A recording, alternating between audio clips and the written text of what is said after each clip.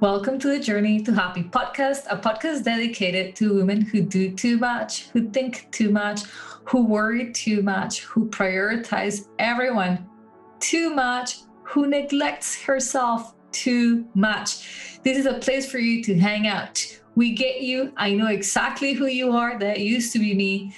There is another way of going about life, and that is what I've dedicated this podcast to, teaching you a way in which you can be incredibly caring and compassionate and helpful, but without sacrificing your own well-being. My name is Olga. I am a former therapist, a life coach, a coffee lover, a wife, blissfully a mother, and I am your host. I'm excited that you found this podcast, and I cannot wait to see you inside.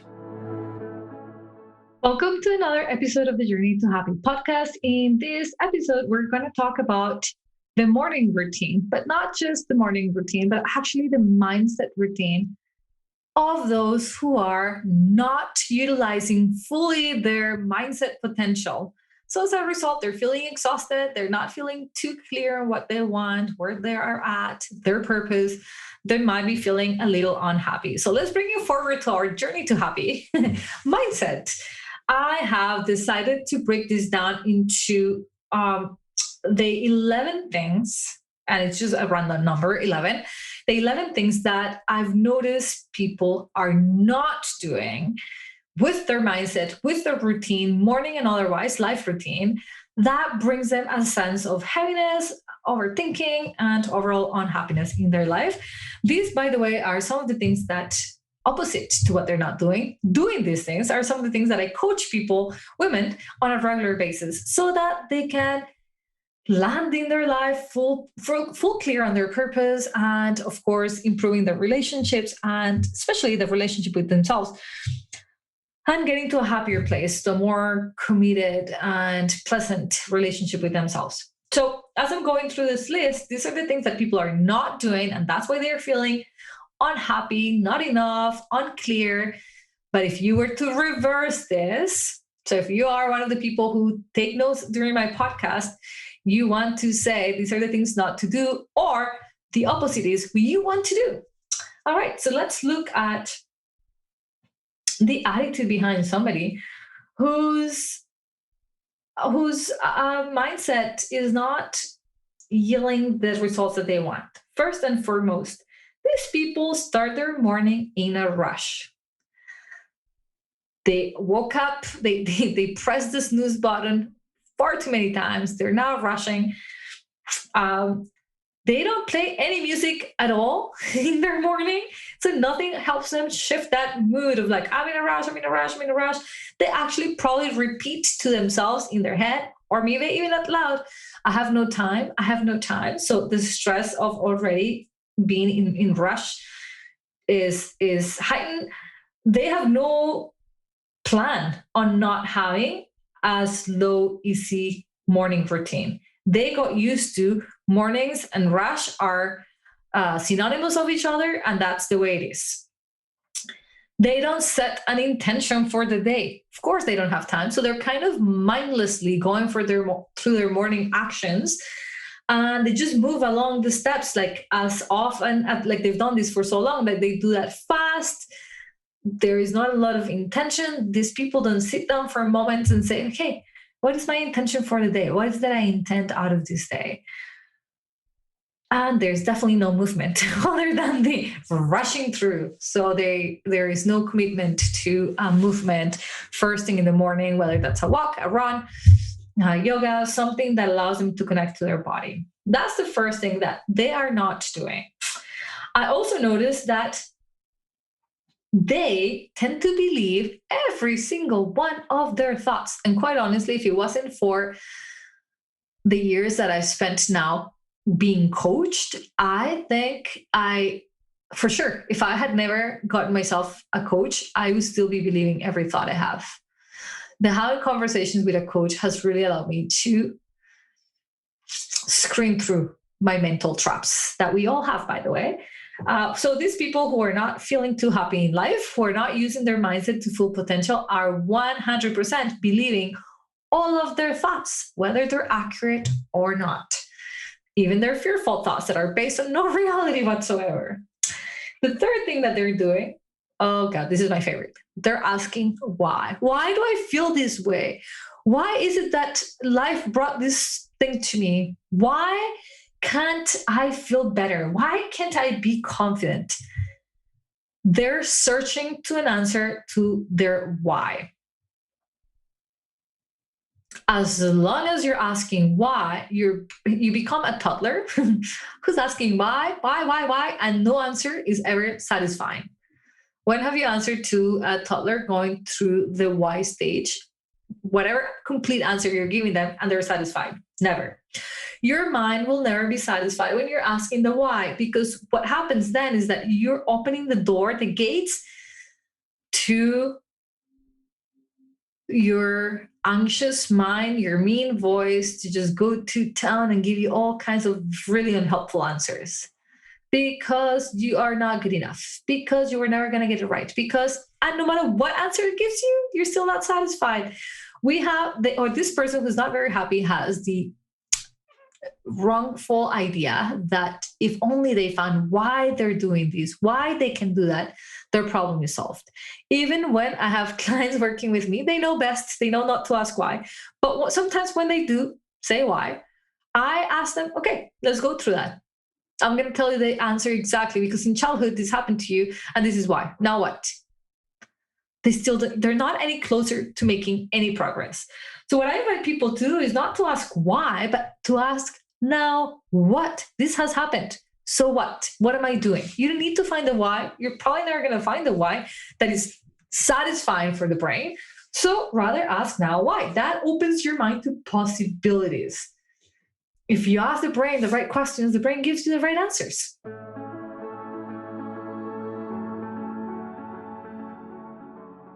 Hey guys, it's me interrupting your podcast for a moment to personally invite you to work together. If you are a woman who has been overthinking for far too long, if you're feeling a little exhausted of your own mind and just want to have a break, I want you to take that break too. If you want to know how to stop overthinking things or the past, how to stop worrying so much and find that perfect balance between caring and taking care of you, prioritizing yourself.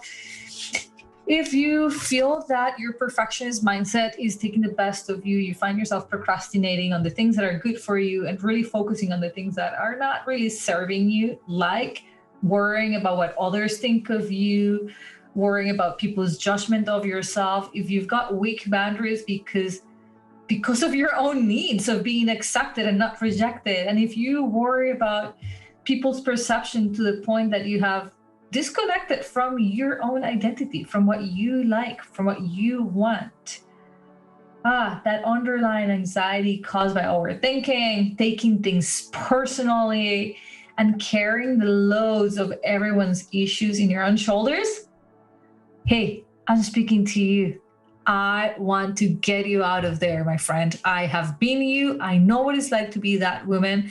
I know what it's like to be so sensitive and caring and impacted by the things around you and wanting to keep it all in balance while not actually getting personally negatively impacted. I get it. Been there. There is a way out of this. There is a way for you to live life with healthy boundaries, have really strong, powerful relationships where you get to shine through within your power. It's possible. I do it. I am a living proof example of that, and so are my coaching clients. For the remaining of the year, 2021, I've got 4 spots available for one-on-one work. And if you're listening to this in the month of April, I have just opened a second cohort of my most powerful coaching program, group coaching program, Becoming the CEO of Your Own Life. And as always, you can join me inside Reset Your Mindset, the membership, at a really low cost, all of which is available to you. All you have to do is make a decision that life that you're currently living can improve if you just make that choice. So I would love to see you. I would love to support you. I've got a variety of services. They're all in my show notes. You have all the links. Browse around, or you know what? If you actually want to talk with me for 15 minutes, you can book yourself in and we get to have a discussion about what program will suit you best. But from the bottom of my heart, I want you to know that the life of the overthinker, of the person who worries too much, who gives too much, who neglects herself too much, does not have to continue. Just because that's all you know doesn't mean you have to keep there. You know you can do better. I know you can do better. So let's work together. You've done the self books, you've done the therapy. It's time for a change. Life coaching is for you, and I am excited, genuinely excited to help you navigate through whatever it is that you're going through. Talk to you soon.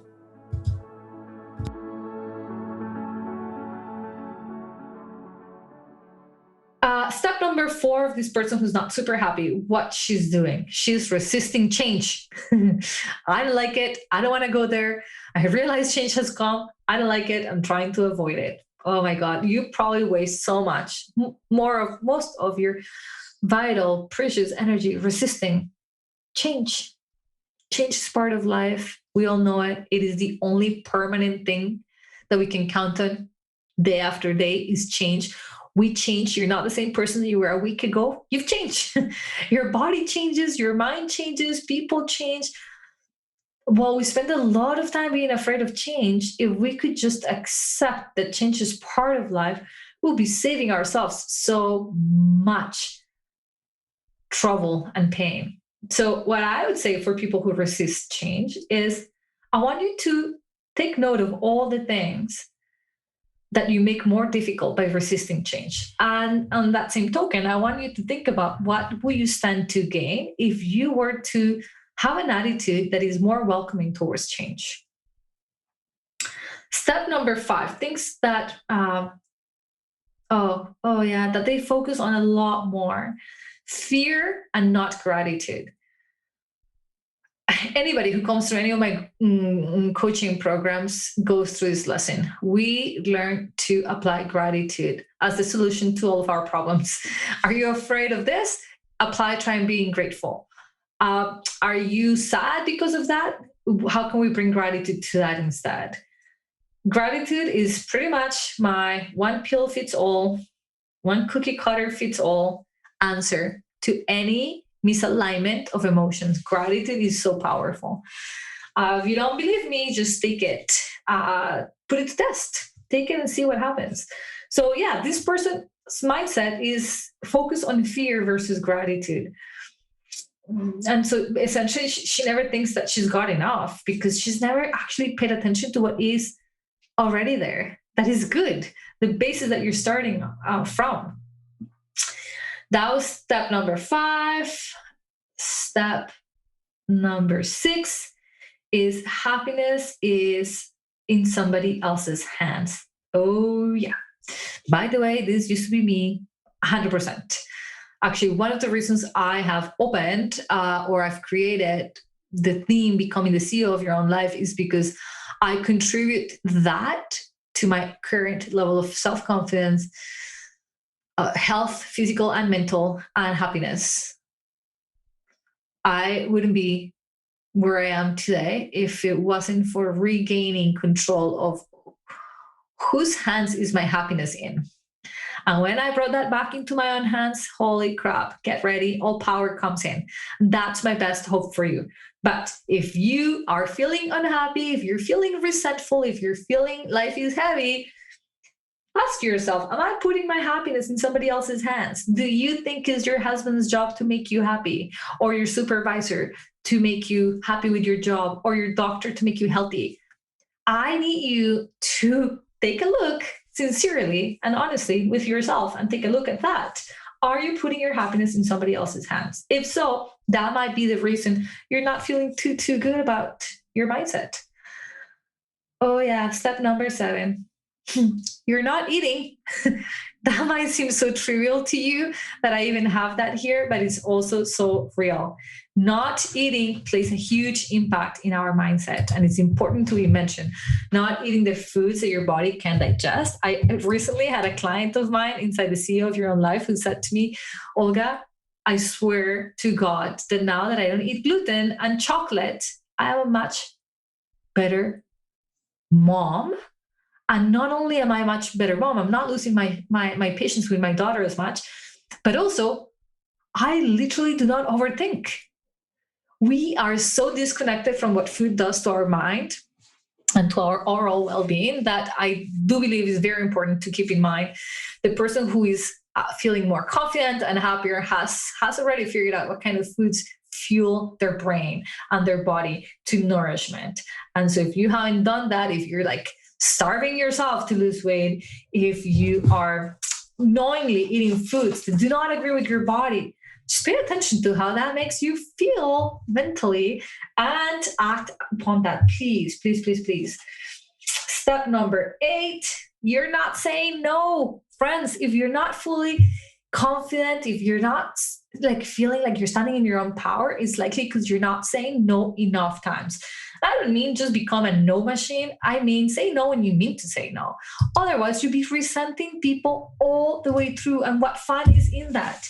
Like none. Nobody wants to resent anyone, and nobody wants to feel that everybody's taking advantage of them. But if you are feeling all those things, ask yourself, am I actually saying no when I mean to say no? Or am I saying yes because it is the polite thing to do? Ask yourself that brief question and act upon that knowledge. Step number 9, we're almost there. I'm trying to go through this without boring you. Oh, yeah. A person whose mindset feels cloudy and a bit of heavy and dark spends a lot of her time complaining. You know what? That can be me. It's easy to complain. It's easy to point at the things that are not working. And if you have that personality, if you have the personality who is trained to see for areas that of improvement, do that, but then offer that improvement aspect. Do not complain just to complain. You become the heavy energy in the room and you feel the heavy energy in your body. So do yourself a favor. If you're a complainer, just know that has such a huge impact, not only on your well-being, but on that of everybody around you. Have you ever been in the lunchroom at work and you hear somebody complaining about your supervisor, and before you know, the entire room is complaining about something? Just don't be that force yourself. Don't be the person who begins by complaining. Offer solutions. If you truly feel there's a problem here somewhere, like just offer a solution. One of the things I've been so mindful of not doing throughout this entire COVID year is complaining.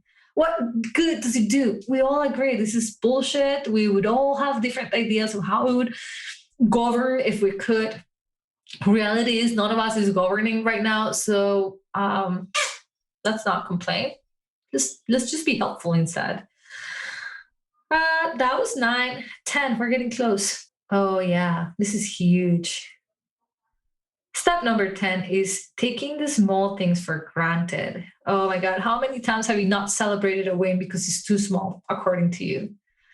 Yeah, no, I just had a good week of moving every day, but it's only 1 week, so I'm not celebrating it. Or I only made an extra $1,000 this month, so I'm not celebrating. That's too small. Or 100, that's too small. Or, oh yes, I know I should have be more helpful. Positive about me having had a great turnaround on this particular event, but I am not because I saw my neighbor, she had better results, whatever the case might be. Taking small things for granted takes the magic from life altogether. When people ask me, Olga, what is your secret to always being positive? I always go back to this. I pay attention to the small things because they are the big things. I have a podcast on this subject. Small things are the big things. It is paying attention to the sounds of the birds and just letting that sink in. It is looking at the smile of my kid and just observing that to its fullest. It is noticing that my husband held my hand and letting that sink in and taking that to the fullest. Small things are the big things, but the person whose mindset is feeling heavy has forgotten about this. They're looking for the grandiose, big gestures. A client of mine once said to me, I can't practice self care. I have the biggest rejection towards it. When we did some private work, we realized that the reason was she always thought it had to be a retreat or a massage or like five hours away from home. All she needed was to readjust what self-care was all about. And it could be the little things. It could be having a positive conversation with self. It could be looking at yourself in the mirror and offering yourself some compliments. So if you're waiting for the big grandiose event in your life to finally say, oh, this is worthy of my time and appreciation, come back to the small things. They carry the power of life with them. And lastly, the person who's feeling mentally heavy, emotionally heavy, is for sure trying to aim at doing more than one thing at once. She's a multitasker and she's lost the enjoyment of doing the things she even used to enjoy because she's pressured herself to perform. And in this war for performance, we completely miss out on the pleasure that it is to do the things that we love doing by doing one thing at a time. Even doing the things that I don't love doing, like laundry, I've mentioned that before, that's become my mindful activity. When I'm doing laundry, that's all I'm doing. And I just really bring all my senses to it. The smell of the fabric, the feeling of the fabrics, different feelings, different sensations. It just made me do laundry with love. Like that's plain and simple. What happens when you do one thing at a time? You make less mistakes, you have less regrets, you're more in the moment, you find joy in doing the trivial things that you got to do every single day. So here, my friends, if you reverse all of those things, doing the opposite of all these things is what will bring you to a much more powerful mindset. And you know what? This is accessible to all of you. I did not disclose rocket science in here. These are simple things, but they require repetition and intentionality, and then you become mindful to use those. So I gave you 11 things that popped into my head as I was doing this work and paying attention to what I've noticed makes my clients very unhappy and used to make me very unhappy and still does when I forget to follow this. Write this down somewhere and focus on maybe implementing one thing a month, maybe one thing every 2 months, and see what happens. All right, my guys, my friends, this is all from me now. I want to wish you a wonderful rest of your week and that you get inspired from this podcast to utilize one of these points to help you improve your mindset. And by the way, well, you might want to offer these suggestions to somebody else. Master them yourself first and let your leading by example teach them. All right? That's all I want to leave you with. Bye for now.